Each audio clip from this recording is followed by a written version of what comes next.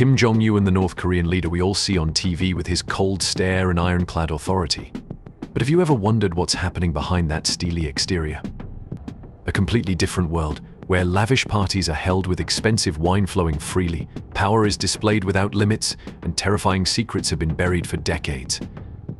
Hidden behind these extravagant gatherings is a horrifying truth: thousands of young women are ripped from their families, forced through brutal training, and then made to serve the most powerful men in the country. These gatherings aren't just about luxury, they serve darker purposes that the North Korean regime has long tried to conceal. So why would Kim Jong Un, a man known for his tight grip on everything, throw such morally corrupt parties? Is it a way to reinforce his power, test loyalty, or just satisfy his twisted desires? Stick with us as we uncover the shocking secrets behind these hidden events in today's video. The girls who can't be missed. The Pleasure Squad is a group of carefully selected young women, no different from Kim Jong Un's personal beauty pageant. If you think joining a K-pop group like Blackpink or BTS is tough, then the selection process for the Pleasure Squad might be even harsher than a Miss Universe competition. Also known as Gipyeomjo, the Pleasure Squad is not a music group or a dance troupe. Rather, it is an official harem, serving the highest-ranking officials and, of course, Kim Jong Un himself. This isn't just a group of beautiful young women, it's a symbol of power and the absolute control of the regime. To join the Pleasure Squad, these women must not only be exceptionally beautiful but also meet rigid standards so stringent that, if you aren't the daughter of a powerful family, you'd probably never even know about the selection process. Height under 1.60 meters is a strict requirement. Seems like Kim Jong Un doesn't want anyone taller than him. Their skin must be flawless like the actresses in Korean skincare commercials, and their voices must be as gentle as the spring breeze. Able to soothe even the most stern of leaders as if they were listening to Mozart's symphonies. But the most bizarre and arguably the most important requirement is that they must remain pure. This seems to serve as a quality guarantee, adding to their allure for the elite officials. But don't let the glamour fool you. The lives of these women are far from a fairy tale. Once chosen, they are completely cut off from their families. No Facebook, no Zalo, no bubble tea with friends. Instead, they are sent to a special training camp, where their only mission is to please the powerful elites. Some of the girls are even sent to Hong Kong not for shopping or relaxation, but to learn specialized massage techniques. They are trained by top experts, people who have worked in some of the most luxurious spas. This skill is so essential that if you think massage is a gentle profession, imagine having to serve a picky Kim Jong Un with the pressure that if you don't perform well, your job could suddenly end. Others aren't so lucky. They have to learn to sing and dance for Kim Jong Un's parties. Think dancing is easy? Try imagining yourself performing choreography while surrounded by drunken guests who can request anything at any moment. Not everyone has the stamina to sing and dance under the watchful eyes of North Korean officials, all while maintaining a smile and hiding their exhaustion. The girls in the Pleasure Squad aren't just forced to give up their freedom, they live under constant surveillance. Every aspect of their lives is controlled, from their sleep schedules to their interactions with others. They must follow an array of strict rules, and breaking them could lead to severe punishment, ranging from being kicked out of the squad to being sent to re-education camps for hard labor. Sources reveal that Kim Jong Un often requires these women to perform at special events for top leaders. At these parties, they will perform musical and dance numbers, sing songs praising the leader, and participate in strange games that sound more like scenes from a dystopian movie. While the Pleasure Squad appears to be a symbol of luxury and allure, the reality is very different. These women live in a golden cage, stripped of personal freedoms and forced to serve unconditionally. After several years of service, some are allowed to return to normal life, but many never see the light of day again. Kim Jong Un has turned the Pleasure Squad into a symbol of power, a political tool to solidify loyalty among the country's top officials. However, this also highlights the chilling contrast between the lavish life of the elite and the grinding poverty of the average North Korean, the party of the powerful. When we think of Kim Jong Un, we often picture a cold, authoritarian leader in a classic black suit. But behind that stern face is a true party expert, a man who has turned hosting extravagant events into an art form. If Hollywood ever made a film about the high society, they would definitely have to ask Kim Jong Un to be their consultant. Welcome to the world of secret parties in Pyongyang, where being invited feels like winning the lottery. And you'd better be ready to play the role of a James Bond agent just to get in. Each year, Kim Jong Un organizes grand parties at secret locations in Pyongyang. Think you can just slide in with a fat envelope and crash the event? Think again. This is not your neighbor's birthday party where you can sneak in with a bottle of cheap wine. To get in, guests must go through a security screening so thorough that even the CIA would be jealous. They check everything: your background, appearance, and even your shoes, making sure you're not sneaking in a phone to secretly film this private movie. Once you pass the final security check, you step into a world straight out of a billionaire's dream. The floors are made of marble, not the ordinary kind, but imported from Italy, polished to perfection so that even a drop of wine would roll off like in a mineral water commercial. Huge crystal chandeliers hang from the ceiling, sparkling like waterfalls of diamonds, casting light so dazzling that anyone who walks in can't help but look up in awe, worried they might miss the magical moment. And the chairs? They're not just chairs, they're actual thrones upholstered in high-quality silk. Sitting in one feels like you're sitting on a cloud. One source joked that if you accidentally spilled wine on a chair, you'd probably have to sell your car to pay for the damage. The banquet tables are laid out with dishes that would make Gordon Ramsay bow in respect. From giant lobsters to rich foie gras to Kobe beef sliced as thin as paper, these dishes are prepared by top chefs from France and Japan. Think the wine at these parties is just your average stuff? Think again. Kim Jong Un doesn't settle for anything less than the best. Rumor has it that he spent up to $2 million to import top-tier wines from France and China for each event. One glass of Bordeaux could buy you a luxury motorcycle, and that's just the appetizer. While the people of North Korea struggle to get by with daily meals, at these parties the wine flows non-stop, served in 24,000 gold-rimmed glasses. A guest once said that just one glass of Dom Perignon champagne was enough to make you feel like you were swimming in gold. After feasting on these luxurious dishes, guests are treated to unique artistic performances. Artists from all over the world are invited, from opera singers to top ballet dancers. But the real highlight is the appearance of the Moranbong Band, an all-female group carefully selected by Kim Jong Un.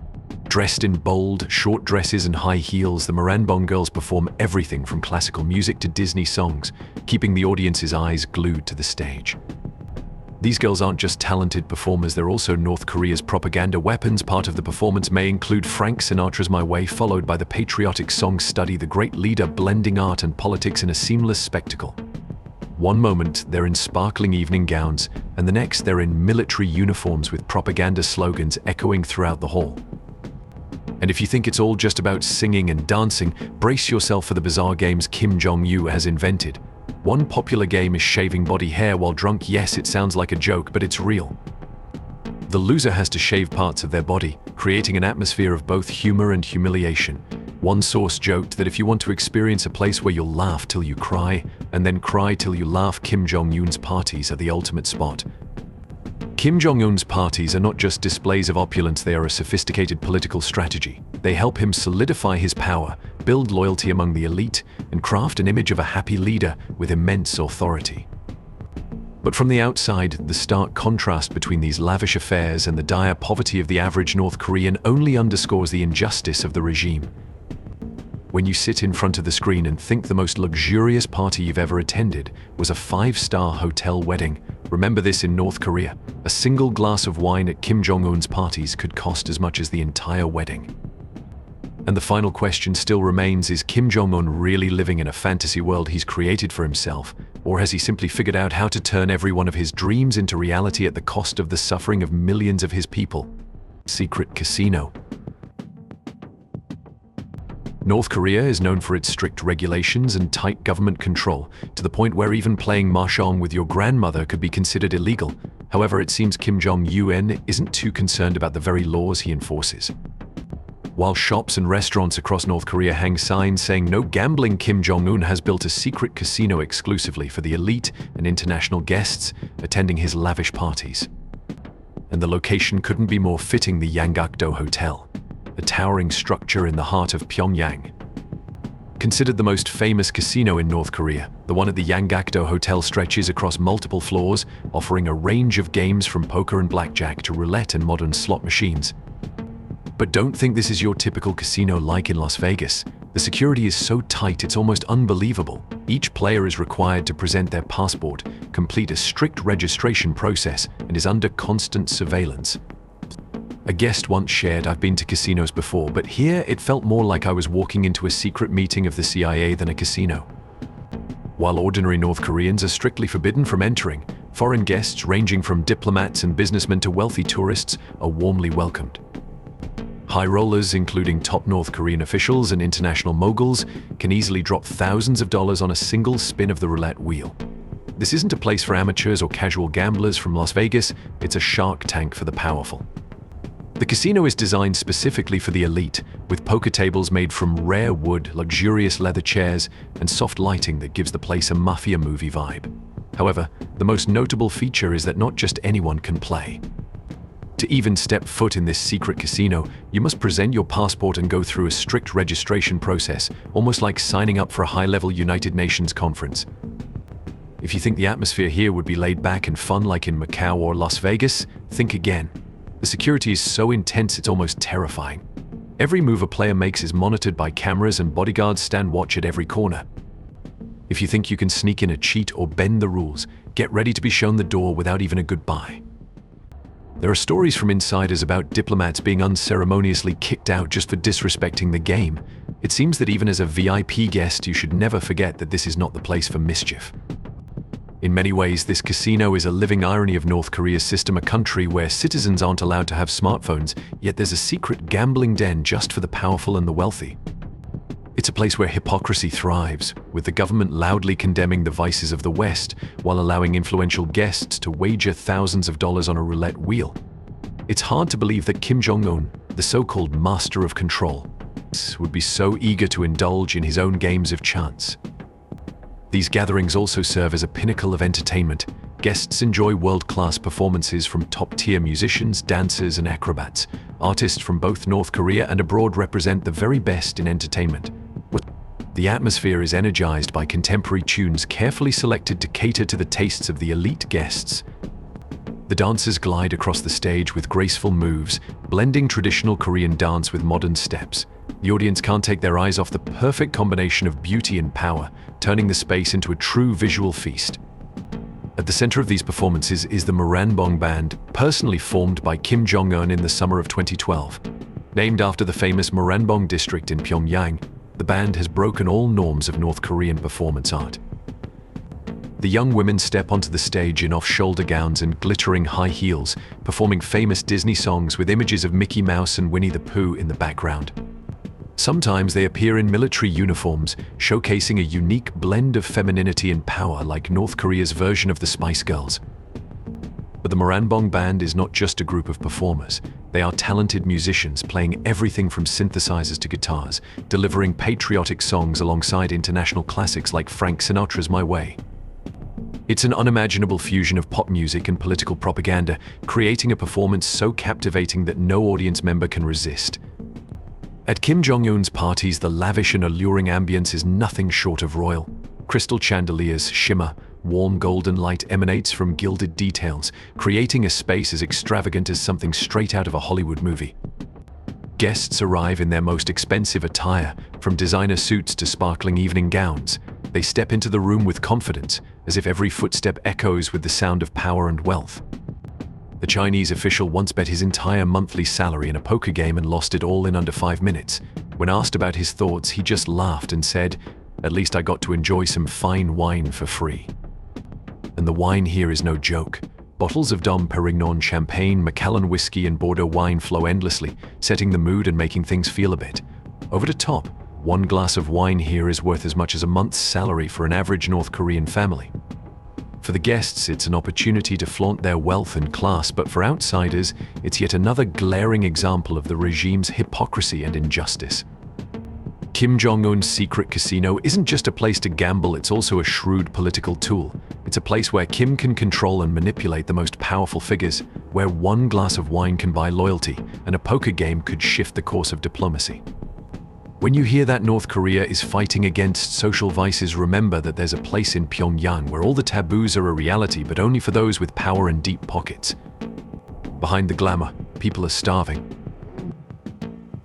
On one hand, Kim Jong Un and his associates squander millions of dollars on personal indulgences, from premium liquor and luxury cigarettes to expensive underwear. On the other hand, the people of North Korea struggle to survive on an average daily income of just $4.40, enough to buy only a loaf of bread in the US. Let's do a quick comparison. What can the average North Korean buy with $4.40? A simple bowl of rice, a pack of instant noodles, or an apple imported from China if they're lucky. Meanwhile, a single glass of wine at Kim Jong Un's parties costs over $100, enough to feed a family for a week. It's rumored that Kim Jong Un is a fan of Hennessy, a luxury cognac that can cost anywhere from several hundred to several $1,000s per bottle. According to a report from The Mirror, in 2022 alone, North Korea spent $2.675 million on liquor and $12.6 million on tobacco products, mostly high-end Cuban cigars and premium Chinese cigarettes. With such extravagant spending, it's easy to understand why North Korea's economy is in dire straits. The money the regime spends on luxury goods could feed millions of people for an entire year. According to a report by the United Nations, around 60% of North Korea's population faces food shortages and malnutrition. Meanwhile, luxury limousines and imported high-end goods continue to flow into Pyongyang for the elite. An international economic expert noted, North Korea is one of the few countries in the world where the gap between the rich and poor is so glaringly obvious you can see it from the sky, while rural people are eating grass to survive. Kim Jong Un's parties are becoming symbols of unimaginable luxury and wastefulness. It's clear that Kim Jong Un is in a circle live in a completely different world from the rest of the country. They indulge in unimaginable wealth, drinking fine wine, smoking expensive cigars, and wearing costly underwear, while the people of North Korea struggle each day just to get a decent meal. The numbers don't lie. $2.675 million for wine, $12.6 million for tobacco, and hundreds of thousands of dollars for other luxury items are stark evidence of the regime's hypocrisy and injustice. If anyone still doubts the reality of North Korea, just look at this picture: a lavish party in Pyongyang with sparkling chandeliers, endless wine, and Kim Jong Un savoring a pricey cigar, while outside, people are fighting just to survive on a salary that doesn't even cover the cost of a coffee. Secret political negotiations behind closed doors. When it comes to Kim Jong Un's parties, if you think they're just luxurious, fun gatherings with good food, strong liquor, and musical performances, you're very much mistaken. In fact, these gatherings serve as an unofficial summit for North Korea, where major military and diplomatic decisions are made amidst the drunken revelry. Yes, you read that right. Here, after a few glasses of Macallan 18-year-old whiskey or a bottle of Chateau Lafite Rothschild wine, Kim Jong Un might suddenly decide to test a new missile simply because he's feeling excited. To get a better idea of how these parties work, imagine a grand banquet hall with senior officials sitting alongside Kim Jong Un, sipping strong liquor and debating important issues. This is where critical military decisions, from missile tests to the construction of nuclear bases, might be made on the spur of the moment, simply because a general is feeling a little too enthusiastic after a few drinks. Some people joke North Korea's foreign policy could change overnight if the party lasts long enough. For example, there's a story that one night, after finishing a bottle of Hennessy XO, Kim Jong Un decided to launch a new ballistic missile test. When a general objected, saying the timing wasn't right, Kim Jong Un just smiled and said, "Let's see if the missile flies higher than my mood right now." And sure enough, the next morning, global media was abuzz with news of North Korea's latest missile test. For the officials invited to attend, these aren't just parties for fun. Their presence is a clear political statement. An invitation to Kim Jong Un's parties is like a golden ticket symbolizing loyalty and support for the regime. It's like sitting in the front row at a VIP concert, except here, you're not just watching a performance, you're also involved in making major political decisions. If you're invited, it means Kim Jong Un still values you, still considers you part of his political family, but if you don't receive an invitation, it's a dangerous sign. Being left off the guest list could mean you've lost his trust and you might be in trouble. Many North Korean officials share that not receiving an invite from Kim Jong Un can keep them up all night, wondering if they've made a mistake or stepped out of line recently. These parties also serve as a way for Kim Jong Un to play diplomacy with foreign leaders. While most of the guests are North Korean officials, occasionally foreign diplomats are invited, and that's when things get a lot more interesting. Imagine a Chinese diplomat sipping sake while Kim Jong Un praises North Korea's military strength. In that atmosphere, even a casual joke or offhand remark could turn into a tense political negotiation. Once, while a Russian diplomat was sipping vodka, Kim Jong Un suddenly asked, "So, do you think we should test a missile next week?" It could have just been a joke, but who knows? Some important diplomatic deals have actually been shaped in those spur-of-the-moment moments. That's why diplomats from China, Russia, or even Iran always come prepared with a safe answer before attending Kim Jong Un's parties. "Sir, we have complete confidence in your wisdom." These gatherings aren't just about entertainment or enjoying a lavish evening, they are a sophisticated display of power. Kim Jong Un uses them as a tool to solidify loyalty from his officials, gauge their allegiance, and test the heads of departments. An invitation might be a reward for loyalty, while being excluded from the guest list could signal impending trouble. One senior official once shared that he received a last-minute invitation while he was on his way out of Pyongyang. When asked why the sudden invitation, Kim Jong Un simply smiled and said, "I wanted to see how loyal you really are. And look, you came back." Kim Jong Un's parties aren't just about leisure, they're political stages where power and influence are tested and reinforced. While the outside world might see these gatherings as a symbol of extravagance, the reality inside is far more complex. Decisions made over drinks aren't impulsive, they're part of Kim Jong Un's savvy diplomatic strategy. Kim Jong Un's secret parties are not just displays of wealth, they're tools for consolidating power, a way for him to maintain ties with the elite and to project an image of a strong leader who knows how to enjoy life. However, for most North Koreans, these parties are a stark contrast, a showcase of luxury built on the foundation of poverty and injustice. In the end, we can only wonder, is Kim Jong Un building a fantasy world that he's living in himself? If you're curious about the secrets of North Korea, don't forget to like, subscribe, and leave a comment below on the topic you'd like us to explore next. Hit the notification bell so you don't miss any of our upcoming videos. We'll continue to take you deep into the darkest corners that few dare to enter. Thanks for watching, and we'll see you in the next video where more untold secrets will be revealed.